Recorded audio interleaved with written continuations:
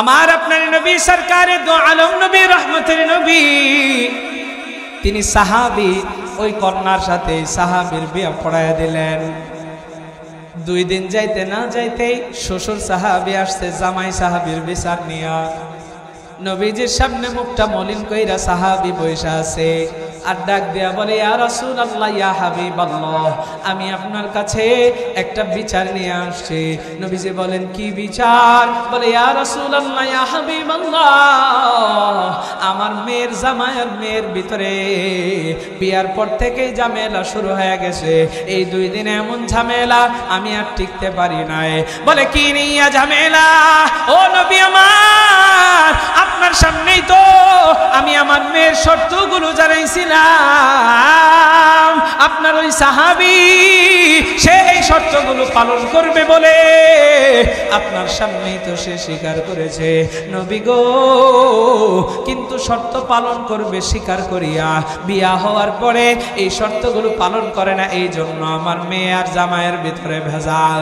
এরে দুনিয়ার মানুষ রে, আমার মায়ার নবী, দয়ার নবী, রহমতের নবী ওই সাহাবীকে ডাকাইয়া আনছে।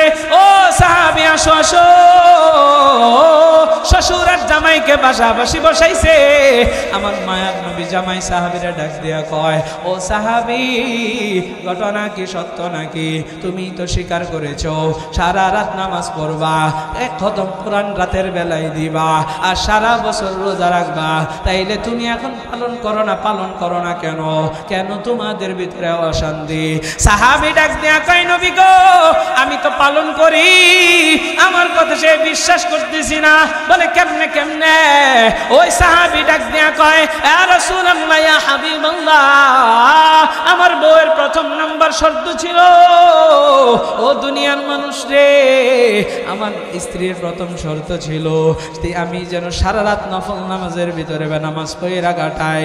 নবী, আমি আপনাকে একটু জিজ্ঞাসা করতে চাই, আপনি তো বলেছেন উম্মতি মুহাম্মদের সময়ের এত দাম, উম্মতি মুহাম্মদি কেউ যদি আশারের নামাজ জামাতের সাথে পড়ে তাইলে অর্ধেক রাত নামাজ পড়ার সব পাওয়া যায়, আর কেউ যদি ফজরের নামাজ জামাতে পড়ে তাইলে নাকে তেল দিয়া ঘুমানোর পরেও আমার আল্লাহ সারা রাত নফল ইবাদতের সব দিয়া দেয়। জোরে কান সুবহানাল্লাহ। নবী আমার এই কথা শুনে না মুচকি মুচকি হাসে আর বলে, সাহাবী কথা ঠিক আছে। এবার সাহাবী বলে, ইয়া রাসূলুল্লাহ, সব হইলেই তো হয়, আমি তো ঘুমাইয়া রাতের বেলায় সারা রাত নামাজের সব পাইতেছি, আমাদের মুখ্য উদ্দেশ্য তো সওয়াব। আমি তো রাতের বেলায় এশারের নামাজ জামাতে পড়ি, ফজরও জামাতে পড়ি।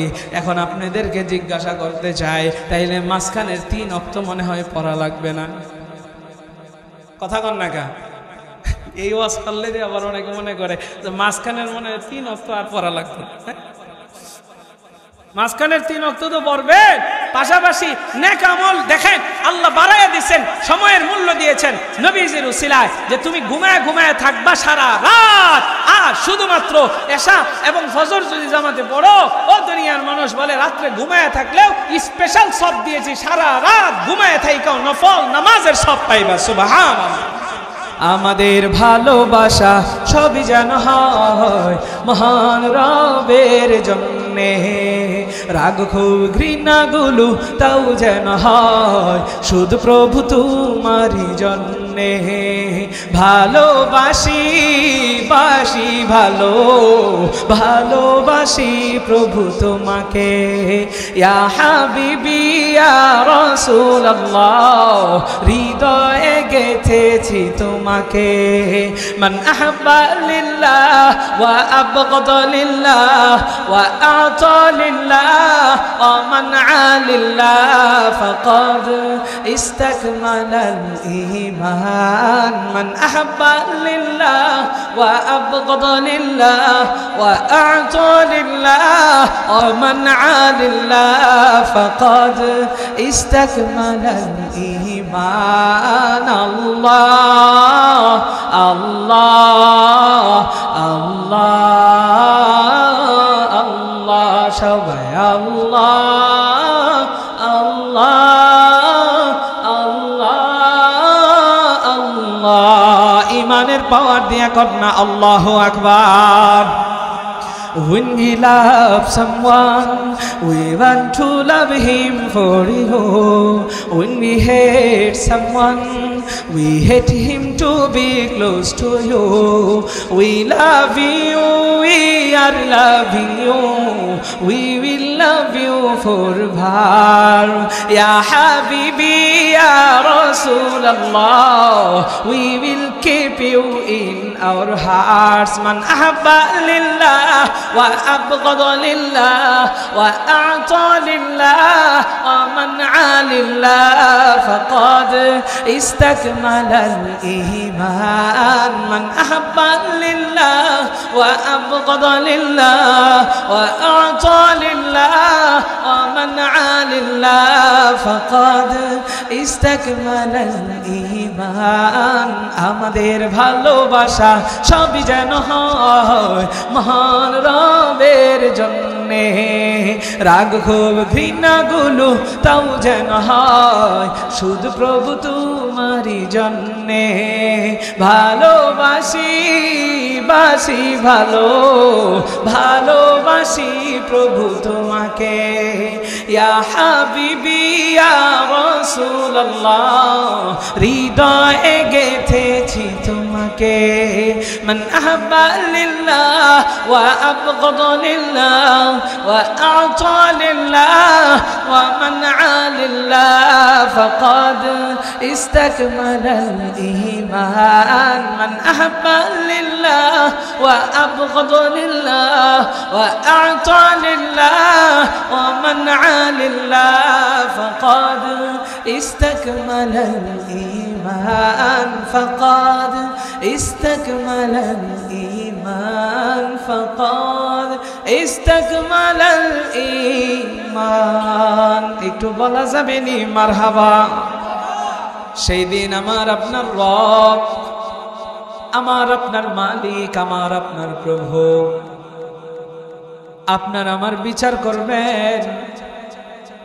আপনার আমার আমলনামা যদি ডান হাতের ভিতরে হয় তাইলে আপনি বড় ভাগ্যবান হবেন, কারণ আপনার জন্য অপেক্ষা করবে জান্নাত। আর যদি আপনার আমলনামা বাম হাতের ভিতরে দেওয়া হয় আপনি জাহান্নামের আসামি হয়ে যাইবেন। আল্লাহ তাআলা আপনাকে জাহান্নামের ভিতরে নিক্ষেপ করবে। ও দুনিয়ার মানুষ, একটু দিলের কানটা লাগা শুনবেন আর বিবেক দিয়ে চিন্তা করবেন। আমার পর্দার অন্তরালের মা বোনের, আরে আমি আপনাদের জন্য বয়ান করতেছি, শুধুমাত্র বাবা ভাইদের জন্য বয়ান করছি না। এরা দুনিয়ার মানুষ রে, সেই দিন যদি আপনি আমি জাহান্নামের আসামি হইয়া যায়, জাহান্নামের ভিতরে আমি আপনি যাইতে চাইব না। ও দুনিয়ার মানুষ, কিন্তু জাহান্নামের নিয়োজিত ফেরেশতারা আপনার কোমরের ভিতরে শিকল লাগাইয়া জাহান্নামের দিকে টানতে থাকবে। ও দুনিয়ার মানুষ রে, ওই জাহান্নামের আযাব কিন্তু আপনি আমি সহ্য করতে পারবো না। এমন কঠিন এক জায়গা জাহান্নাম, জাহান্নামীরা চোখের পানিগুলো ঝরাইয়া ঝরাইয়া কাঁদবে। আর রব্বে কাবাকে ডাইকা ডাইকা বলবে, গো আমাকে জাহান্নাম থেকে আপনি বের করে নিয়ে যান। আল্লাহ কোরআনে হাকিমের ভিতরে জানা দেয়, রব্বানা আখরিজনা না'মাল সালিহান গায়রাল্লাযী কুননা না'মাল। সেই দিন চোখের পানিগুলো ঝরাইয়া ঝরাইয়া কাঁদবে। আর রব্বে কাবাকে ডাইকা ডাইকা বলবে, গো রব আপনি আমাদেরকে এই জাহান্নাম থেকে বের করে নিয়ে যান। গো রব দুনিয়াতে আবার যাইতে চাই, এবার দুনিয়াতে যাইয়া আমরা আর কোনো গুনাহ করব না, আর নামাজ ছাড়বো না, আর রোজা ছাড়বো না। অর্থাৎ এক কথায় আমরা দুনিয়াতে যাইয়া এবার ভালো কাজ করে আসবো। ও দুনিয়ার মানুষ, একটু জবাব দিয়া জানায় দিবেন, ইমানের পাওয়ার দেয়া বলেন না। সেই দিন আল্লাহ দুনিয়াতে আবার আসার কোনো সুযোগ দিবে? আরো জোরে বলেন দিবে? এ গাটাইলের মুসলমান, সেই দিন আল্লাহ দুনিয়াতে আপনাকে আমাকে আসার কোনো সুযোগ দিবেন না, তাইলে বুঝে এতটুক কথায় একটা মেসেজ পাইলেন, এই যে বর্তমান সময়ে আমরা বেঁচে আছি, এই সময়টা আপনার আমার জন্য বড় নিয়ামত, এই সময়টাই আমার আপনার জন্য বড় দামি সময়, এই সময়টাকেই আপনার আমার কাজে লাগাইতে হবে, এই সময়টাকে হেলাই খেলাই কাটানো যাবে না। কত মানুষ আমার সামনে বৈশা বৈশা বয়ান শুনতেছে, কত মানুষ অযথাই ব্রিজের উপরে রাস্তার উপরে দাঁড়ায় আছে। ও দুনিয়ার মানুষ রে, আমার মায়ার নবী দয়ার নবী রহমতের নবী জানায় দেয়, আর দুনিয়া মাসরাতুল আখিরাহ, এই দুনিয়াটা হচ্ছে আখিরাতের খেচুরো। এই দুনিয়ার জমিন থেকে আপনার আমার আখিরাতের নেক আমল অর্জন করে নেওয়া লাগবে। আপনি আমি দুনিয়ার ভিতরে আপনাকে আমাকে জীবিত রাখার জন্য আমার আপনার কিন্তু রিজিকের প্রয়োজন হয়। সেই জন্য অনেকেই জমি জামা চাষ করি, অনেকেই ফসল আদি উৎপাদন করি। আমার মায়ার নবী দয়ার নবী রহমতের নবী কয়, এই দুনিয়াটা হচ্ছে আখিরাতের খেচুরো, এখান থেকেই তোমার আখিরাতের নেক আমল কামাই করে যাওয়া লাগবে। কারণ সেই দিন তুমি আবার দুনিয়াতে যতই আসার জন্য কান্না করো, আমার আল্লাহ কিন্তু আসার সুযোগ দিবেন না। ও ঘাটাইলের মুসলমান, এবার একটু জবাব দিয়া জানায় দেন, তাইলে আমাদের এই সময়টা কাজে লাগানোর দরকার আছে না নাই? তাহলে এই সময়টাকে আমাদের কি করা লাগবে? কাজে লাগবে। এই সময়টাকে হেলাই খেলায় নষ্ট করা যাবে না। ও দুনিয়ার মানুষ, এমনিতেই তো আমাদের সময়ের বড় মূল্য আল্লাহ বাড়ায় দিছে নবীজির বরকতে। আমরা হায়াত পেয়েছি বড় অল্প, বড় কম। আল্লাহ তাআলা বাবা আদম থেকে নিয়ে ঈসা নবী পর্যন্ত যত নবী রাসূল এবং উম্মতদেরকে পাঠাইছেন, কাউকে আল্লাহ 1200, কাউকে 1000, কাউকে 900, এরকম আল্লাহ হায়াত দিয়েছে।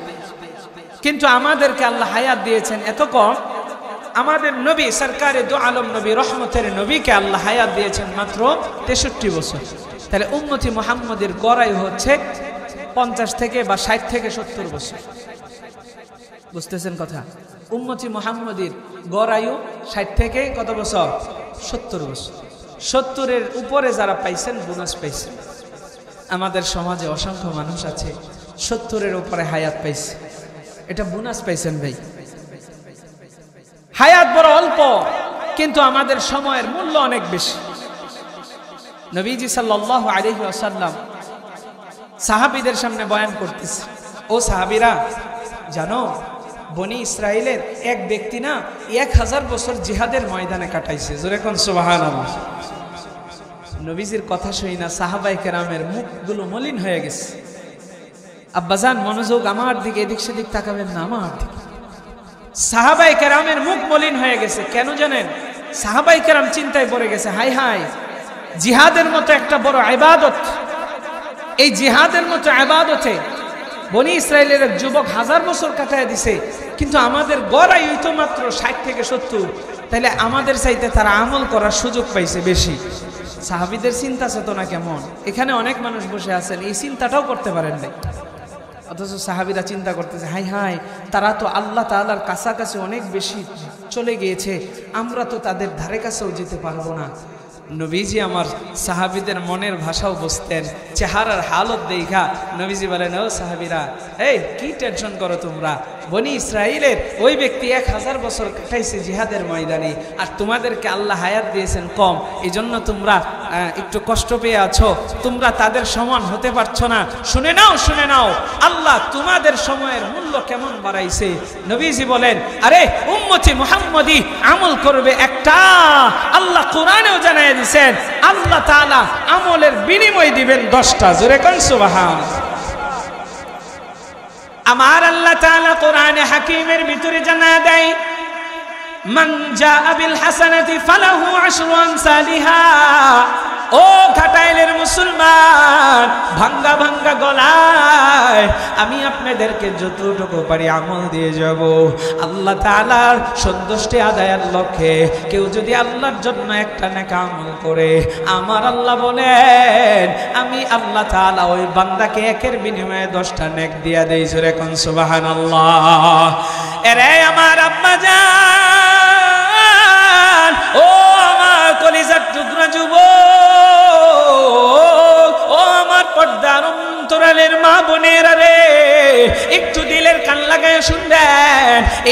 সময়টা বড় দামি, এই সময়টাকে হেলাই খেলাই কাটানো যাবে না, এই সময়টাকে এখনই কাটানো লাগবে।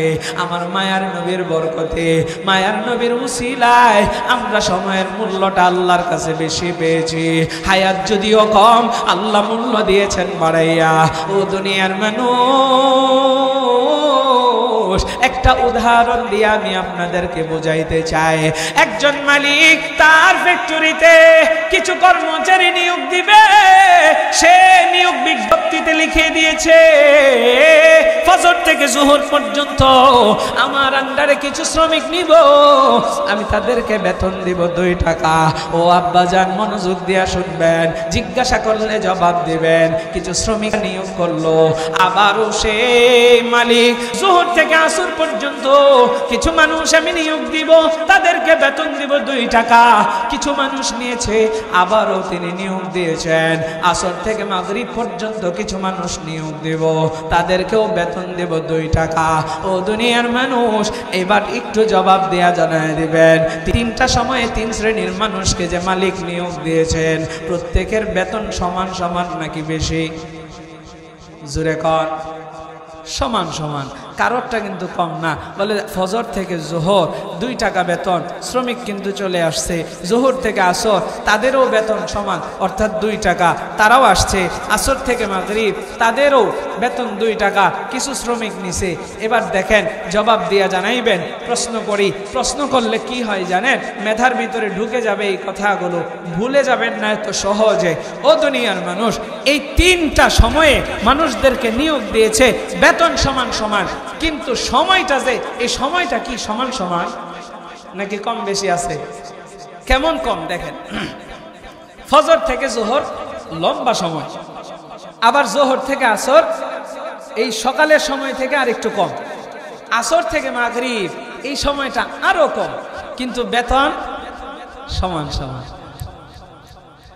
এরা দুনিয়ার মানুষ রে, এবার ফজরওয়ালারা জোহরওয়ালারা এরা উভয় দলে মানব বন্ধনে নেমে গেছে। মানি না মানবো না, মালিক এটা কি কাজ করেছে? আমাদেরকে বেশি সময় খাটাইয়া বেতন দিতেছে 2 টাকা, আর আসর থেকে মাগরিব এই সময়টাতেও মানুষরে খাটাইয়া বেতন দিতেছে 2 টাকা। ও দুনিয়ার মানুষ, মালিক বড় শক্তিশালী। মালিক ডাক দিয়া কয়, রে শ্রমিক, শুনিয়ালো শুনিয়ালো, আমার ইচ্ছাতে আমি তোদেরকে নিয়োগ দিয়েছি, আমার আন্ডারে তোরা কাজ করবি। আমার বিরুদ্ধে কথা বলার শক্তি কিন্তু তোদের নাই, আমার বিরুদ্ধে আঙ্গুল তোলার শক্তি কিন্তু তোদের নাই, কারণ তোরা হচ্ছিস আমার গোলাম, আর গোলাম কথা শুনবে মালিকে। ও দুনিয়ার মানুষে, মালিক বড় শক্তিশালী। এই কথার দ্বারা আমি আপনাদেরকে কি মেসেজ দেই দেখেন।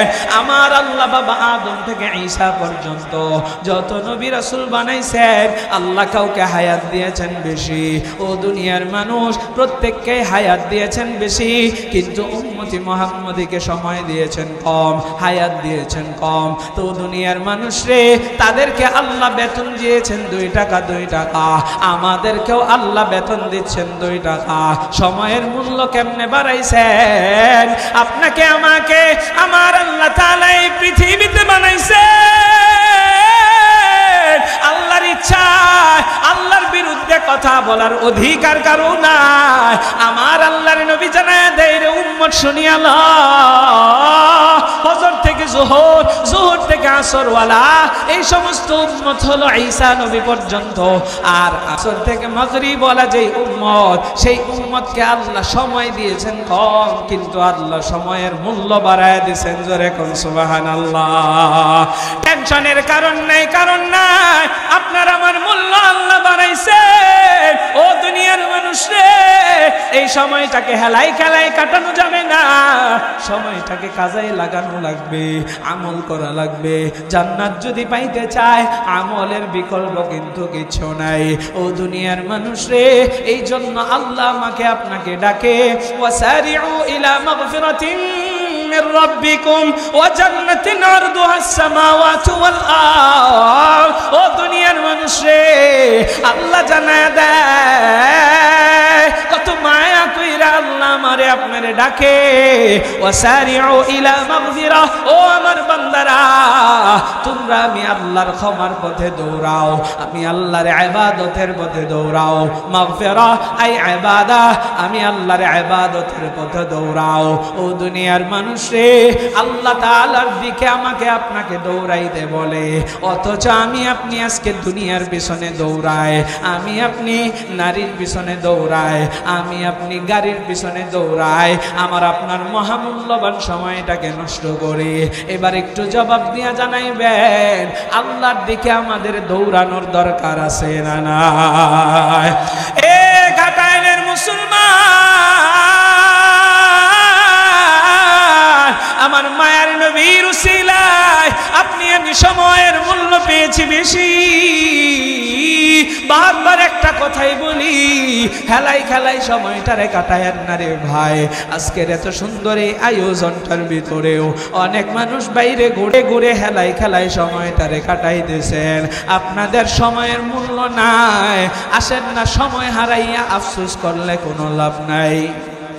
এরে দুনিয়ার মানুষ, আল্লাহ বলেন আসো আমার ইবাদতের দিকে আসো। বলে এই ইবাদতের দিকটা আবার কোন দিক? ও দুনিয়ার মানুষ, আল্লাহ বলেন ওয়াসারিউ ইলা মাগফিরাতিন মির রাব্বিকুম, তোমরা তোমার রবের ক্ষমার দিকে দৌড়াও, ইবাদতের পথে দৌড়াও। এই পথটা আবার কোন পথ? বলে ওয়া জান্নাতিন আরদুহাস সামাওয়াতু ওয়াল আরদ। আল্লাহ এখানে ওয়া জান্নাত শব্দ ব্যবহার করেছেন। আল্লাহ বলেন যদি আমার দিকে দৌড়াও, যদি ইবাদতের পথে দৌড়াও, তাইলে এই পথই তোমাকে জান্নাত পর্যন্ত পৌঁছায় দিবে। সুবহানাল্লাহ কন্যা। এ ঘাটাইলের মুসলমান, যদি আপনি আমি আল্লাহর হই, আল্লাহর দিকে ছুটে আসি, তাইলে জান্নাতে যেতে পারবো। ও দুনিয়ার মানুষ, আল্লাহ এতটুক বইলেই চুপ হয়ে যান না। আমার আল্লাহ এবার জান্নাতের চমৎকার চমৎকার কথা আমাদেরকে জানায় দেয়। এই জান্নাতটা আল্লাহ আমার আপনার জন্য কত বিশাল করে বানাইছেন। বলে আরদুহাস সামাওয়াতু ওয়াল আরদ, এই জান্নাতটাকে আমি আসমান এবং জমিন সমূহের মতো বিশাল প্রশস্ত করে বানাইছি। জোরে কোন সুবহানাল্লাহ। আল্লাহ তাআলা জান্নাতটাকে বিশাল আসমান এবং জমিন সমূহের মতো প্রশস্ত বানাইছে। ও দুনিয়ার মানুষ, আসমান এবং জমিনের প্রশস্ততা কত? মুফাসসিরিনে কেরামগণ তাফসীরের ভিতরে লেখেন, এই যে জমিন দেখতে পাচ্ছি এটা প্রথম জমিন, উপরে যে প্রথম আসমানটা আছে, এই মাঝখানে যে মহাশূন্য আছে, এটা 500 বছরের রাস্তা। জোরে কন্না সুবহানাল্লাহ। কত বছরের রাস্তা? এই সবাই আওয়াজ দিয়া কোন কত বছর?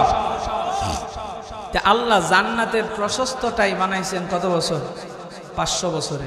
তাহলে দৈর্ঘ্য কত বছরে? আল্লাহ বলেন জান্নাতটারে আমি কতটুকু বড় বানাইছি? বলে আরদুহাস সামাওয়াতু ওয়াল আরদ, আসমান এবং জমিন সমূহের মতো বিশাল প্রশস্ত। দৈর্ঘ্যের কথা আল্লাহ বলে নাই। মুফাসসিরিনে কেরামগণ লিখেন, কয় দৈর্ঘ্য এটা বড় হয়, আল্লাহ জান্নাতটারে কত বিশাল কইরা বানাইছেন বান্দা তোর কল্পনার বাহিরে। জোরে কোন সুবহানাল্লাহ। আল্লাহ এক একটা বান্দারে এক একটা জান্নাত দিবে। আল্লাহর কাছে জমির বড় অভাব নাকি? জমির অভাব আছে? একটা বান্দারে 10 দুনিয়ার সমান। যেই ব্যক্তিটা আদনা থেকে আদনা ইমানদার, হ্যাঁ, এই ব্যক্তিটাও জাহান্নামের আযাব বুক কইরা জাহান্নাম থেকে শাস্তি পাইতে পাইতে কয়লার মতো কালো হইয়া অঙ্গার হইয়া যখন হামু গুড়ি দিয়া জান্নাতের ভিতরে যাবে, এই বান্দাটাকেও আল্লাহ 10 দুনিয়ার সমান জান্নাত দিবে। জোরে কোন সুবহানাল্লাহ। আহা, দুনিয়ার মানুষ, সেই জান্নাত আল্লাহ কাদের জন্য বানাইছেন? আল্লাহ বলেন উইদ্দাত লিল মুত্তাকিন, আমি মুত্তাকিনদের জন্য জান্নাত বানাইছি। জোরে কোন সুবহানাল্লাহ। মুত্তাকিন কারা? এক কথাই বুঝে নেবেন, মুত্তাকিন হলো যারা তাকওয়া অর্জন করেছে। যারা তাকওয়া অর্জন করে তাদেরকে মুত্তাকি বলা হয় কোরআনের ভাষায়। এখন বুঝতে হবে তাকওয়া কারে কয়। আমরা এক কথাই বুঝে নেই, তাকওয়া হচ্ছে আল্লাহর ভয়। যার ভিতরে আল্লাহর ভয় আছে সেই হচ্ছে তাকওয়াবান। ও দুনিয়ার মানুষ, তাইলে আমাদের অন্তরের ভিতরে আল্লাহর ভয় আছে না নাই? কথা কম। বয়ান ছেড়ে দিব? তাহলে কথা বলতে হবে। আল্লাহর ভয় আমাদের অন্তরে আছে না নাই? যদি আল্লাহর ভয় অন্তরে থেকেই থাকে তাইলে বলেন তো দেখি, আমরা নামাজ ছাড়তে পারি, রোজা ছাড়তে পারি, মিথ্যা কথা বলতে পারি? তাহলে আল্লাহর ভয় কেমনে রইল? দুনিয়ার ভিতরে আমরা করি কি? মানুষের ভয়ে, সমাজের বিচারকের ভয়ে, পুলিশের ভয়ে, প্রশাসনের ভয়ে আমরা অনেক অপরাধ থেকে বাইচা থাকি। কিন্তু আল্লাহর ভয়ে আমরা অপরাধ থেকে বাঁচতে চাই না, পারি না। তাইলে আল্লাহর ভয় আসলে যেইভাবে করা দরকার সেইভাবে আমরা, এই জন্য আল্লাহ বলেন ইয়া আইয়ুহাল্লাযীনা আমানুত্তাকুল্লাহা হাক্কা তুকাতিহ, ও বান্দা আমি আল্লাহকে ভয় করো, ভয়টা করার মতো করো। আরে আব্বাজান, আমি আপনি যদি আল্লাহকে ভয় করার মতো করি তাইলে নামাজ ছাড়তে পারতাম না। আল্লাহকে ভয় করার মতো করলে প্রত্যেকে 5 ওয়াক্ত নামাজের সময় হাজিরা দিতাম, রোজাগুলো সুন্দরভাবে পালন করতাম। এই জবানটাকে আমি আপনি মিথ্যার কাজের ভিতরে ব্যয় করতে পারতাম না। এই জবান দিয়া গীবত শিকায়াত করতে পারতাম না। এই জবান দিয়া গালি দিতে পারতাম না, কারণ অন্তরে আছে আল্লাহর ভয়। ও দুনিয়ার মানুষ, যখন আপনি আমি আল্লাহর ভয় নিয়ে চলবো তখনই দেখবেন আপনার আমার ভিতরে আল্লাহর ভয়টা থাকলে আল্লাহর সামনে কিয়ামতের ময়দানে কঠিন সেই হাসরের দিনে আল্লাহর সামনে দাঁড়ানোর ভয়টা যদি থাকে তাইলে বুঝবেন, আহারে নামাজ যদি ছাইরা দেই আল্লাহর সামনে আসামি হওয়া লাগে, রোজা যদি ছাইরা দেই আল্লাহর সামনে দাঁড়ানো লাগবে, যদি আমি মিথ্যা কথা বলি, গীবত শিকায়াত করি, অন্যায় কাজ করি, আল্লাহর সামনে দাঁড়ানো লাগবে। এই জন্য আল্লাহর ভয় অন্তরের ভিতরে রেখে চলেন, আপনি আমি কোনোদিনও পথভ্রষ্ট হব না, লাঞ্ছিত হব না। যাদের হৃদয়ে আল্লাহর ভয় আছে এরাই সফল কাম হবে। আর এই তাকওয়াবানদের জন্য আল্লাহ জান্নাতটারে সুন্দর কইরা বানায় রাখছেন। জোরে কোন সুবহানাল্লাহ। যাদের হৃদয়ে আছে আল্লাহর ভয় তারা কবু পথ ভুলে যায় না। আল্লাহর প্রেম ছাড়া এই দুনিয়ায় কারো কাছে কোনো কিছু চাই না। জোরে কন্যা আল্লাহু আকবার। এর এক হাটাইলেন মুসলমান। এই জন্য আল্লাহর ভয় নিয়ে যদি চলেন তাকওয়াবান হতে পারবেন। আল্লাহ আপনাকে আমাকে আল্লাহর দিকে দৌড়ানোর জন্য বলেন। আমি আপনি আজকে দুনিয়ার পিছনে দৌড়াই, নারীর পিছনে দৌড়াই, গাড়ির পিছনে দৌড়াইয়া সময়টাকে নষ্ট করে দিয়েছি। ও বাবা, এখন আমি আপনাদেরকে আমল দিব, সামনের দিকে যাচ্ছি। আমার আপনার এই সময়ের মূল্য আল্লাহ বাড়াইছেন। যদি একটা নেক আমল করি, একের বিনিময়ে আমার আল্লাহ উম্মতি মুহাম্মাদের দেয় 10। আরে দুনিয়ার মানুষ রে, আমি আপনি যদি চাই কোরআনের আয়াত তিলাওয়াত করে করে পাহাড় পরিমাণ ইবাদত নিজের আমলনামায় জমা করতে পারি, ও দুনিয়ার মানুষ একটু জবাব দিবেন, কোরআনের একটা হরফ যদি কেউ তেলাওয়াত করেন নেকি হয় কয়টা? বলতে হবে, জোরে বলেন, কত নেকি? 10 নেকি। আমি তো এমনিতেই অসুস্থ, আপনারা আমার আরো অসুস্থ বানায় ফেলাইতেছে। আল্লাহ নবীজি বলেন, মান ক্বারাআল কুরআন হারফান মিন কিতাবিল্লাহ ফালাহু বিহি হাসানাতুন ওয়াল হাসানাতু বিআশরি আমসালিহা। কেউ যদি কোরআনের একটা হরফ তিলাওয়াত করে, আল্লাহ প্রতি হরফের বিনিময়ে বান্দার আমলনামায় 10টা নেকি লিখে দেন। জোরে কোন সুবহানাল্লাহ। তাহলে কোরআনের একটা হরফ পড়লে চাই বুঝে পড়ুক না বুঝে পড়ুক উভয়ই নেকি আছে। নবীজি সাল্লাল্লাহু আলাইহি ওয়াসাল্লাম বলে দিয়েছেন যে দেখেন, মান ক্বারাআল কুরআন হারফান মিন কিতাবিল্লাহি ফালাহু বিহি হাসানাতুন ওয়াল হাসানাতু বিআশরি আমসালিহা। এই দেখেন, এখানে নবীজি বলেছেন লা আকুলু আলিফ লাম মিম বাল আলিফুন হারফুন ওয়া লামুন হারফুন ওয়া মিমুন হরফ। আমি বলি না আলিফ লাম মিম এই পুরাটা একটা হরফ, আমি বলি আলিফ একটা হরফ, মিম একটা হরফ, লাম একটা হরফ। এই কেউ যদি আলিফ লাম মিম এটা পড়ে তাহলে তার আমলনামায় 30টা নেকি লেখা হবে। সুবহানাল্লাহ। তাহলে আলিফ লাম মিম কোরআনের ভিতরে যে এই হরফগুলো আছে, হা মিম নুন কফ আইন সিন কফ, এগুলোর অর্থ একমাত্র আল্লাহ ছাড়া আর কেউ জানেন না। তাইলে বোঝা গেল কোরআন শরীফের যদি কেউ অর্থ জেনে পড়ে তবুও সব পাবে, অর্থ না জেনে পড়লেও সব পাবে। তাহলে এক কথায় আমরা জানায় দেই, কোরআনের একটা হরফ পড়লেই 10 নেকি।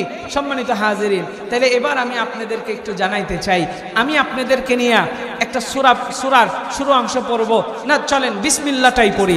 আমি পড়ার পরে আপনাদেরকে বললে আপনারা পড়বেন, আর দেখবেন কয় সেকেন্ড সময় লাগে। বিসমিল্লাহির রহমানির রহিম পড়েন। কে পড়ে না একটু মুখের দিকে তাকায় দেখেন, ওরে শয়তানে ধরছে। কিসে ধরছে? কারণ মুখ দিয়া ভালো কিছু আসবে না যখন শয়তানে ধরে। হ্যাঁ, তাহলে আবার পড়তেছি, বিসমিল্লাহির রহমানির রহিম পড়েন। মাশাআল্লাহ, সবাই পড়ছে। কয় সেকেন্ড লাগছে বাবা? হাত দিয়া দেখান কয় সেকেন্ড? এক সেকেন্ডও না বাজান, কি কয়? আবারও আরেকবার পড়াই, একটু বইলেন হিসাব কইরা। হতে পারে 1 সেকেন্ড, হতে পারে 2 সেকেন্ড, হতে পারে 3 সেকেন্ড, অসুবিধা নাই। বিসমিল্লাহির রহমানির রহিম পড়েন। কয় সেকেন্ড? হাত দিয়ে দেখান। 2। Okay fine, 2 second. যেই বাজান কইছেন 1 সেকেন্ডও না, সে 2 সেকেন্ডে আসছে। ঠিক আছে, আমি 2 সেকেন্ড বাদ দিলাম, 3 সেকেন্ড ধরলাম। বিসমিল্লাহির রহমানির রহিম 3 সেকেন্ডে আপনি পড়লেন। ও দুনিয়ার মানুষ, এই বিসমিল্লাহির রহমানির রহিমের ভিতরে হরফ আছে 19টা। কয়টা? 19টা। তাইলে আপনি 19টা হরফ পড়লেন, প্রতি হরফে কিন্তু 10টা নেকি। 19টা হরফ পড়েছেন, সময় লেগেছে মাত্র 2 থেকে 3 সেকেন্ড। অনেকের সময় লাগে মাত্র 1 সেকেন্ড, অনেকের সময় এর চাইতে হয়তো আরো কম লাগে। ও দুনিয়ার মানুষ, মাত্র এই 2-3 সেকেন্ডে আপনার আমল নামার ভিতরে 190টা নেকি আপনি লেখায় ফেলছেন। সুবহানাল্লাহ। অনেকেই সুবহানাল্লাহ বলে নাই, কারণ কি জানেন? নেকের দাম আপনাদের কাছে নাই, বুঝতেছেন না। আমরা দুনিয়ার টাকাকে বড় মূল্য দেই। যদি আমরা জানতাম 1 সেকেন্ডে এই মাহফিলের ভিতরে আসলে 190 করে টাকা কমিটি মানুষরে দিবে, এটা শুনলে দেখতেন প্যান্ডেল পুন্ডেল সব সিরালাইতো। অনেকেই একটা 200 টাকা দামের শাড়ির জন্য মারামারি কইরা মইরা যায়। ও দুনিয়ার মানুষ, দুনিয়ার এই সামান্য টাকার জন্য হুড়াহুড়ি করি, কিন্তু নেক আমলের জন্য হুড়াহুড়ি করি না। আসলে নেক আমল কারে কয় এটাই আমরা চিনি না। আমাদের অধপতন হবে না কার হবে? ঘাটাইলের মুসলমান গভীর মনোযোগ, আমি আপনাদেরকে একটু নেক আমল চিনাইতে চাই। নেক আমল যদি চিনেন তাইলে নেক আমল করতে বড় ভালো লাগবে। ও আমার আব্বা জানো যুবক ভাই, আপনাদেরকে প্রশ্ন করতে চাই, একটু জবাব দিয়া জানায় দেন, আমাদের দেশের টাকা আছে না নাই? আমাদের বাংলাদেশের মুদ্রার নাম হচ্ছে টাকা। ও দুনিয়ার মানুষ রে, ওই যে সৌদি আরবের মুদ্রার নাম হচ্ছে রিয়াল, ইন্ডিয়ার মুদ্রার নাম হচ্ছে রুপি, আমেরিকার মুদ্রার নাম হচ্ছে ডলার, আর ওই দুবাইয়ের মুদ্রার নাম হচ্ছে দিনার। একটু তালে তালে বাবা জবাব দিয়া জানায় দিবেন, এক একটা দেশের এক একটা মুদ্রার নাম আছে না নাই? রে ঘাটাইলের মুসলমান, এক একটা দেশের এক একটা মুদ্রার যেরকম নাম আছে, আমার আল্লাহ কাল কিয়ামতের ময়দানে কঠিন সেই হাসরের দিনের একটা মুদ্রার নাম আছে। ও দুনিয়ার মানুষ রে, দুনিয়ার এক একটা মুদ্রার এক একটা নাম। আমার আল্লাহ তাআলার আখিরাতের মুদ্রার নাম হচ্ছে নেক আমল। ও দুনিয়ার মানুষ, সেই জায়গার ভিতরে আপনার আমার টাকা কোনো কাজে আসবে না, সেই জায়গার ভিতরে ডলার কিন্তু কোনো কাজে আসবে না। বাংলাদেশের টাকা আমেরিকায় কিন্তু চলে না, আমেরিকায় চলে ডলার। আবার বাংলাদেশে এই পৃথিবীর ভিতরে একটা সিস্টেম আছে, আপনি এক দেশের টাকা ভাঙ্গায় আরেক দেশে কিন্তু নিতে পারবেন, চালাইতে পারবেন। আরে দুনিয়ার মানুষ রে, কিন্তু কিয়ামতের ময়দানে কঠিন সেই হাসরের দিনে আমার আপনার টাকা ভাঙ্গানোর কোনো সুযোগ নাই।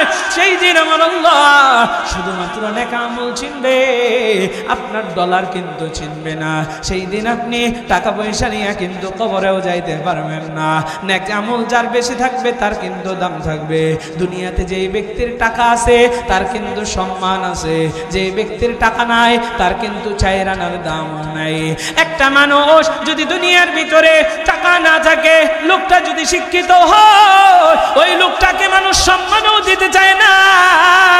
আর যেই মানুষটা সুদ খায়, যেই মানুষটা ঘুষ খায়, যেই মানুষটা জিনা করে, খারাপ কাজের ভিতরে জড়িত, লুটপাট করে, চুরি করে, ডাকাতি করে, দুর্নীতি করে, এই মানুষটার টাকা থাকার কারণে তাকে বাংলাদেশের মানুষে সম্মানের চেয়ারের ভিতরেও বসাইয়া দেয়। ও দুনিয়ার মানুষ রে, আমি আপনাদেরকে বুঝাইতে চাই, টাকা আছে তো সম্মান আছে, টাকা নাই তো সম্মান নাই। কিয়ামতের ময়দানে নেক আমল থাকবে তো সম্মান থাকবে, নেক আমল থাকবে না আপনার কিন্তু চাইরানার সম্মানও থাকবে না।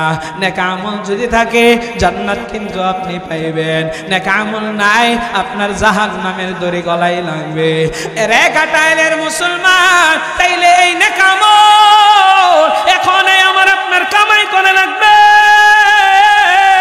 এই দুনিয়ার ভিতরে সুযোগ আপনি আমি কোরআন তিলাওয়াত দিয়ে নেক আমল অর্জন করতে পারবো। মাত্র 3টা সেকেন্ডে 190টা নেকি বিসমিল্লাহির রহমানির রহিম করিয়া নিজের আমল নামায় কিন্তু আপনি লেখায় নিছেন। ও দুনিয়ার মানুষ রে, এই জন্য প্রথম নাম্বার সবক বেশি বেশি কোরআন তিলাওয়াত করব। অনেকেই মনে মনে হয়তো বা বলতেছেন, হুজুর আমি তো কোরআন তিলাওয়াত করতে জানি না। এটা আপনার কপালটা বড় খারাপ। কোরআন তিলাওয়াত করতে জানেন না, শিখেন। উলামায়ে কেরামগণ রয়েছেন, এখানে মাদ্রাসা রয়েছে, আপনি নিজে শিখেন নাই, আপনিও শিখেন, সন্তানদেরকে মাদ্রাসার ভিতরে ভর্তি করায় দেন। আরে আমার আব্বাজান, এবার আমি আপনাদেরকে জানাইতে চাই, আপনি কোরআন তিলাওয়াত করতে জানেন না, শিখতে থাকেন, পাশাপাশি সবক দেই। আপনি তো সূরাতুল ফাতিহাটা পারেন, নামাজ পড়ার জন্য কয়েকটা সূরা পারেন। আপনাদেরকে বলি বাবা, সময় নষ্ট না করিয়া আপনি আমি রাতের বেলায় শুয়ে আছি, ঘুম ধরতেছে না, জিকির আজকার করি, পাশাপাশি কোরআন তিলাওয়াত করি, রাস্তা দিয়ে হাঁটতেছি, যেই সূরাটা পারি সূরাটা পড়তে থাকি, দোকানে বইসা বিভিন্ন গীবত শিকায়াত না কইরা কোরআনের সূরা পড়ি। আমার আল্লাহ আপনার আমার নেকের পাহাড় করে দিবেন। জোরে কোন সুবহানাল্লাহ। এই আমলটা করতে পারবো তো ইনশাআল্লাহ? এই জোরে কোন না পারবো? আরে মুমিনের সময়ের মূল্য কত বেশি, আহারে অকল্পনীয়। আমার নবী সরকারে দু আলম নবী আপনার আমার জন্য আল্লাহর পক্ষ থেকে এত রহমত নিয়ে এসেছেন। নবীজির উসিলায় আমার আল্লাহ এমন এমন সময় আমাদের কেমন নেকি দিয়েছেন। বলে অল্প আমল করবি বান্দা, তোদের বেশি আমলের দরকার নাই, করবি অল্প আমল, কিন্তু আমি আল্লাহ তোকে এমন নেকি দিব। আরে বান্দা, তুই যদি ঘুমায়ও থাকিস, উম্মতি মুহাম্মদের দাম কত বেশি। বলে ঘুমায় থাকলে এই ঘুমের সারা রাত নাকে তেল দিয়া ঘুমাইবি, কিন্তু আল্লাহ তাআলা তোর আমল নামার ভিতরে সারা রাত নফল ইবাদতের সব পর্যন্ত দিয়ে দিবে। জোরে কোন সুবহানাল্লাহ। ঘুমায় ঘুমায় নেক পাইবেন। আমার কাছে একটা কিতাব আছে, যেই কিতাবের নাম হচ্ছে আমল কম নেক বেশি। কি কম? আমল কম নেক বেশি। এই আমল কম নেক বেশি কিতাব থেকে আমি আপনাদেরকে কিছু সবক দেই। আমাদেরকে আল্লাহ তাআলা দেখেন কত সুন্দর চমৎকার করে আমাদেরকে আমলগুলো দিয়ে দিয়েছেন নবীজির মাধ্যমে। দেখেন, নবীজি সাল্লাল্লাহু আলাইহি ওয়াসাল্লামের কাছে একজন সাহাবী এসেছে। তো নবীজি মসজিদে নববীতে যেই সোফা আছে, অর্থাৎ মসজিদে নববীতে যেখানে নবীজি দিন শিক্ষা দিতেন, সেই জায়গার ভিতরে নবীজি বসে আছে। আসহাবে সোফা যেটাকে বলা হয়, যারা হজ্জে বাইতুল্লাহ গিয়েছেন, নবীজির রওজা জিয়ারত করেছেন, তারা দেখেছেন নবীজির রওজার পাশেই এই আসহাবে সোফাটা ঘেরাও দেওয়া আছে, অর্থাৎ এই কাপড় দিয়া বা সুতা দিয়া এভাবে বেঁধে দেওয়া আছে। মূলত এই জায়গাটার ভিতরে যেই সাহাবীদের বাড়িঘর নাই, সাহাবীরা দিন শিখবে থাকবে, এই জায়গাটার ভিতরে থাকতো। তো নবীজি এখানে দিন শিখাইতেন। তো নবীজি বসে আছেন, একজন সাহাবী আসছে, বলে ইয়া রাসূলুল্লাহ, ইয়া হাবিবাল্লাহ, আপনার কাছে আসছি নবী, আপনি একটা বিপদে পড়ে আসছি। সেটা হলো আমার একটা মেয়ে আছে, মেয়েটা বড় সুন্দর, মদিনার ভিতরে বড় সুন্দরী একটা নারী আমার মেয়েটা, কিন্তু তার অসংখ্য বিয়ের পাত্র আসে, বিয়ের আলাপ আসে, কিন্তু বিয়ে হয় না। সম্মানিত হাজিরিন, নবীজি সাল্লাল্লাহু আলাইহি ওয়াসাল্লাম বলে, কি বলো, তোমার মেয়ে মদিনার ভিতরে সবচাইতে বেশি সুন্দর, অথচ অনেক বিয়ের ঘর আসে, কিন্তু তোমার মেয়ের বিয়ে হয় না, কারণ কি? সাহাবী বলতেছে, ইয়া রাসূলুল্লাহ, আমার মেয়ে এমন শর্ত দেয়, এই শর্ত শুই না পাত্ররা ভাগে আর বিয়ে করার সাহস পায় না। নবীজি বললেন, কি শর্ত দেয়? ইয়া রাসূলুল্লাহ, ইয়া হাবিবাল্লাহ, আমার মেয়েটা শর্ত দেয় যে আমাকে যে বিয়ে করতে আসবে ওই পাত্রের সারা রাত তাহাজ্জুদ বা নফল নামাজের ভিতরে কাটায় দিতে হবে। জোরে কোন সুবহানাল্লাহ। শর্তগুলা শুনেন। পরে বলে আচ্ছা আর কি শর্ত? 2 নাম্বার শর্ত বলে প্রতি রাতে যেন 1 খতম কোরআন তিলাওয়াত করে। জোরে কোন সুবহানাল্লাহ। আচ্ছা আর বলে 3 নাম্বার শর্ত দেয় যে সারা বছর তার রোজা রাখতে হবে। জোরে কোন সুবহানাল্লাহ। শর্ত কয়টা? এই কথা কন না রে বাবা, আরো জোরে কন। 3। তাহলে 1 নাম্বার শর্ত সারা রাত নামাজের ভিতরে কাটাইবে। 2 নাম্বার শর্ত সারা রাতের বেলায় কোরআন তিলাওয়াত করবে, অর্থাৎ কমপক্ষে 1 খতম পড়বে। 3 নাম্বার শর্ত সারা বছর রোজা রাখা। এখন আপনারা এখানে যারা আছেন কিছু বলেন দেখি, আপনারা যদি এই শর্ত দেয় আপনি পারবেন? কথা কয় না। মাশাআল্লাহ। সম্মানিত হাজিরিন, কেউ সাহস করে না। এক সাহাবী এই কথাগুলো পাশ দিয়ে পয়সা শুনতেছে। সেই সাহাবী ডাক দেখে, ইয়া রাসূলুল্লাহ, নবী আমি এই শর্ত রাজি আছি, যদি আমি পালন করি তাইলে ওনার মেয়েকে আমার কাছে বিয়ে দিবে কিনা জিজ্ঞাসা করেন। নবীজি বলেন, এই তোমার মেয়ের শর্তের লোক পাওয়া গেছে, সে পালন করবে, তুমি কি বিয়ে দেবা? যদি শর্ত পালন করে, সাহাবী বলে হ্যাঁ আমি বিয়ে দিতে প্রস্তুত। জোরে কোন আল্লাহু আকবার। নবীজি সাল্লাল্লাহু আলাইহি ওয়াসাল্লাম নিজে বিয়ে পড়াইছেন। এর এক ঘাটাইলের মুসলমান, আমার আপনার নবী সরকারে দো আলম নবী রহমতের নবী, তিনি সাহাবী, ওই কন্যার সাথে সাহাবীর বিয়ে পড়াইয়া দিলেন। 2 দিন যাইতে না যাইতেই শ্বশুর সাহাবী আসছে জামাই সাহাবীর বিচার নিয়া। নবীজির সামনে মুখটা মলিন কইরা সাহাবী বসে আছে, আর ডাক দিয়া বলে, ইয়া রাসূলুল্লাহ, ইয়া হাবিবাল্লাহ, আমি আপনার কাছে একটা বিচার নিয়ে আসছি। নবীজি বলেন, কি বিচার? বলে, ইয়া রাসূলুল্লাহ, ইয়া হাবিবাল্লাহ, আমার মেয়ের জামাইয়ের মেয়ের ভিতরে বিয়ার পর থেকেই ঝামেলা শুরু হয়ে গেছে। এই 2 দিনে এমন ঝামেলা আমি আর টিকতে পারি নাই। বলে, কি নিয়া ঝামেলা? ও নবী আমার, আপনার সামনেই তো আমি আমার মেয়ের শর্তগুলো জানাইছিলাম। আপনার ওই সাহাবী সে এই শর্তগুলো পালন করবে বলে আপনার সামনেই তো সে স্বীকার করেছে। নবী গো, কিন্তু শর্ত পালন করবে স্বীকার করিয়া বিয়া হওয়ার পরে এই শর্তগুলো পালন করে না, এই জন্য আমার মেয়ে আর জামাইয়ের ভিতরে ভেজাল। এরা দুনিয়ার মানুষ রে, আমার মায়ার নবী, দয়ার নবী, রহমতের নবী ওই সাহাবীকে ডাকাইয়া আনছে। ও সাহাবী, আসো আসো। শ্বশুর আর জামাইকে পাশাপাশি বসাইছে। আমার মায়ার নবী জামাই সাহাবীরা ডাক দিয়া কয়, ও সাহাবী, ঘটনা কি সত্য নাকি? তুমি তো স্বীকার করেছো সারা রাত নামাজ পড়বা, 1 খতম কোরআন রাতের বেলায় দিবা, আর সারা বছর রোজা রাখবা, তাইলে তুমি এখন পালন করো না কেন? কেন তোমাদের ভিতরে অশান্তি? সাহাবী ডাক দিয়া কয়, নবী গো, আমি তো পালন করি, আমার কথা সে বিশ্বাস করতেছি না। বলে, কেমনে কেমনে? ওই সাহাবী ডাক দিয়া কয়, ইয়া রাসূলুল্লাহ, ইয়া হাবিবাল্লাহ, আমার বউয়ের 1 নাম্বার শর্ত ছিল আমি যেন সারা রাত নফল নামাজের ভিতরে নামাজ পড়া কাটাই। নবী, আমি আপনাকে একটু জিজ্ঞাসা করতে চাই, আপনি তো বলেছেন উম্মতি মুহাম্মদের সময়ের এত দাম, উম্মতি মুহাম্মদি কেউ যদি আশারের নামাজ জামাতের সাথে পড়ে তাইলে অর্ধেক রাত নামাজ পড়ার সব পাওয়া যায়, আর কেউ যদি ফজরের নামাজ জামাতে পড়ে তাইলে নাকে তেল দিয়া ঘুমানোর পরেও আমার আল্লাহ সারা রাত নফল ইবাদতের সব দিয়া দেয়। জোরে কোন সুবহানাল্লাহ। নবী আমার এই কথা শুনে না মুচকি মুচকি হাসে আর বলে, সাহাবী কথা ঠিক আছে। এবার সাহাবী বলে, ইয়া রাসূলুল্লাহ, সব হইলেই তো হয়, আমি তো ঘুমাইয়া রাতের বেলায় সারা রাত নামাজের সব পাইতেছি, আমাদের মুখ্য উদ্দেশ্য তো সওয়াব। আমি তো রাতের বেলায় এশারের নামাজ জামাতে পড়ি, ফজরও জামাতে পড়ি। এখন আপনাদেরকে জিজ্ঞাসা করতে চাই, তাইলে মাঝখানের 3 ওয়াক্ত মনে হয় পড়া লাগবে না? কথা কন না কা? এই ওয়াজ করলে যে আবার অনেকে মনে করে যে মাঝখানের মনে হয় 3 ওয়াক্ত আর পড়া লাগবে। মাঝখানের 3 ওয়াক্ত তো পড়বে।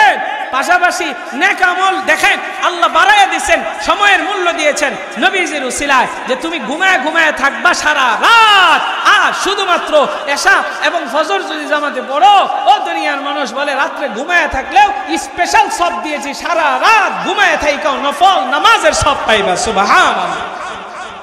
এরা দুনিয়ার মানুষ রে, এবার সাহাবীকে ডাক দিয়া বলে, ও সাহাবী দ্বিতীয় নাম্বারটা বলো।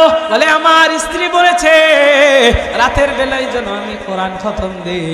ও ইয়া রাসূলুল্লাহ, ইয়া হাবিবাল্লাহ, আমি প্রত্যেকদিন রাতের বেলায় যখন ঘুমাই, ও দুনিয়ার মানুষ, নবী আমার হাদিসের ভিতরে জানাইছেন, কেউ যদি কোরআনের একটা সূরা আছে যেই সূরার ভিতরে আল্লাহর একাত্মবাদের ঘোষণা দেওয়া হয়েছে, সূরাটির নাম হচ্ছে সূরাতুল ইখলাস, কেউ যদি সূরাতুল ইখলাস একবার তিলাওয়াত করে, আমার মায়ের নবী জানান দেয় কোরআনের 30টা পারা, কোরআনটাকে 3টা ভাগ করলে কোরআনের 1/3 সব তার আমলনামায় আল্লাহ লেখা দেয়। কেউ যদি 2বার তিলাওয়াত করে 2/3 পাইব, কেউ যদি 3বার সূরা ইখলাস পড়ে, আমার আল্লাহ তার আমলনামায় পরিপূর্ণ খতমের সওয়াব লেখা দেয়। জোরে কোন সুবহানাল্লাহ।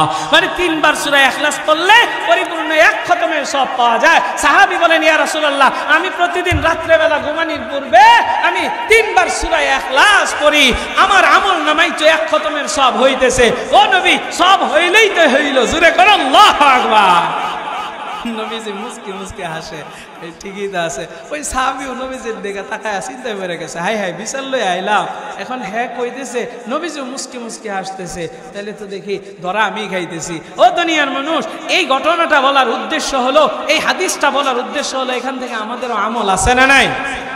এরা দুনিয়ার মানুষ রে, এবার সাহাবী প্রশ্ন করে, ওই শ্বশুর সাহাবী, এবার তুমি যাইবা কই? তুমি তো বলেছো 3 নাম্বার শর্ত হলো সারা বছর রোজা রাখা, তুমি তো সারা দিন দেখি পেট বইরা বইরা খাও, এখন কি বলবা আমি দেখতে চাই। ওই সাহাবী শ্বশুরের সামনে তাকায়া তাকায়া মুস্কি মুস্কি হাসে, নবীকে ডাক দেয়া কয়, নবী আপনি তো বলেছেন মান সামা রমাদানা সুম্মা আতবাহু সিত্তাম মিন শাওয়ালিন কানা কাসিয়ামিদ দাহরি কুল্লি।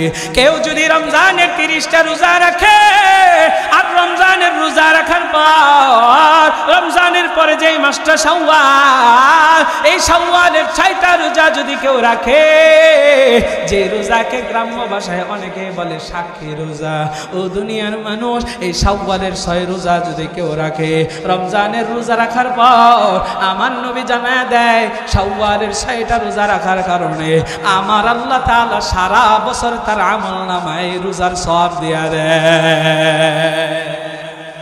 আপনি যদি রমজানের রোজা রাখেন, এরপরে শাওয়ালের 6টা রাখেন, বলে সারা বছর আপনি পেট ভরে খাইবেন, কিন্তু আপনার আমলনামায় সারা বছর রোজা রাখার সওয়াব হবে। জোরে কন্না সুবহানাল্লাহ। আহা, সাহাবী এবার হাসতেছে, নবীও হাসতেছে, তাই না ঠিক আছে, যাও আমি সাক্ষী দিয়ে দিলাম, কেউ এই আমল করলে, এই ইবাদত করলে সবার জন্য আল্লাহ এই সওয়াব লিখে দিবেন। আমরা এই আমল করতে রাজি আছি না নাই? ওমা কারা কারা রাজি আছেন? 2টা হাত তুলে আল্লাহ রে লিল্লাহি তাকবীর। আল্লাহ কবুল করুক। জোরে কোন আমিন। ও দুনিয়ার মানুষ, তাইলে বলতেছিলাম এই সময়ের মূল্য বাড়াইছেন নবীর উসিলায়, নবীরেও ভালোবাসা লাগবে, আমলের পাশাপাশি নবীকে জীবনের চাইতে মহাব্বত করতে হবে, ভালোবাসতে হবে। নবীজির ভালোবাসা কেমনে পাইবেন?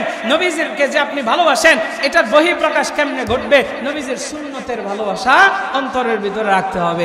শুধুমাত্র সুন্নতের ভালোবাসা রাখলেই চলবে না, পাশাপাশি সুন্নত দ্বারা নিজের জীবনটাকে সাজাইতে হবে, পুরা বডিটাকে সাজাইতে হবে। নবীজির সুন্নত কি কি আছে? অসংখ্য সুন্নত আছে। টুপি মাথায় দেওয়া নবীর সুন্নত, দাড়ি রাখা নবীর সুন্নত, গায়ের ভিতরে জামা লাগানো নবীর সুন্নত, খাবারের ভিতরে সুন্নত আছে, আপনি ইস্তেঞ্জায় যাইবেন সুন্নত আছে।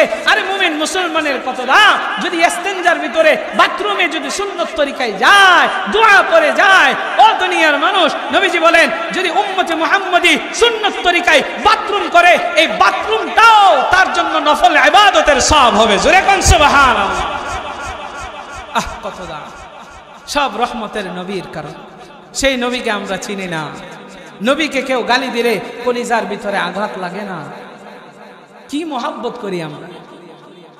নবীজিকে যদি কেউ আঘাত করে, গালি দেয়, আমার মাকে গালি দিলে, বাবাকে গালি দিলে আমি সহ্য করব, আমাকে কেউ গালি দিলে আমি সহ্য করব, কিন্তু আল্লাহর রাসূলের বিরুদ্ধে যদি কেউ কথা কয়, ইসলামের বিরুদ্ধে যদি কেউ কথা কয়, আমার কোরআনকে নিয়ে যদি কেউ কথা কয়, নবীর ইজ্জত নিয়ে যদি কেউ সিনিমিনি করে, তাহলে আমি ওই ব্যক্তির কল্লাটাকে ফেলে দিব। কথা কোন ঠিক কিনা? কারণ মুমিন ইমানদার সব সহ্য করতে পারে, নবীর ইজ্জত নিয়ে সিনিমিনি খেললে সেটা সহ্য করতে পারে সেই নবী রহমত আমার আপনার জন্য। নবীর উসিলাই পাইলাম, আল্লাহ তাআলা নবীকে রহমত স্বরূপ দিয়েছে।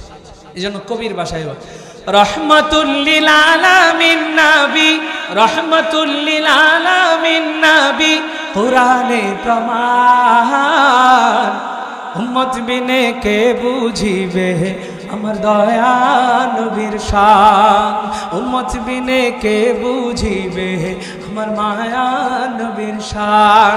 রহমাতুল লিল আলামিন নবী, রহমাতুল লিল আলামিন নবী, কুরআনে প্রমাণ, আশিক বিনে কে বুঝিবে আমার দয়ার নবীর শান, উম্মত বিনে কে বুঝিবে আমার মায়ার নবীর শান। নবী আমার ওই মদিনার বলবো,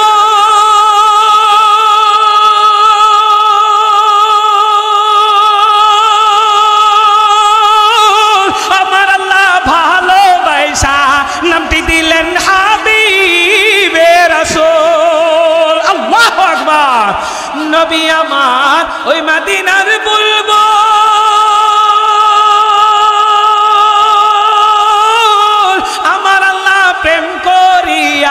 নামটি দিলেন হাবিবে রাসূল।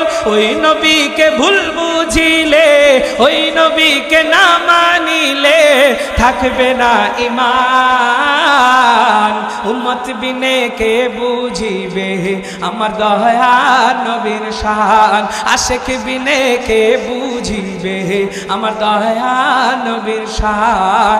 রাহমাতুল লিল আলামিন নবী, রাহমাতুল লিল আলামিন নবী, কুরআনে প্রমাণ, উম্মত বিনে কে বুঝিবে আমার দয়া নবীর শান, আশিক বিনে কে বুঝিবে আমার মায়া নবীর শান, উম্মত বিনে কে বুঝিবে আমার দয়া নবীর শান, আশিক বিনে কে বুঝিবে আমার দয়া নবীর শান। একটু জোরে কন্যা আল্লাহু আকবার।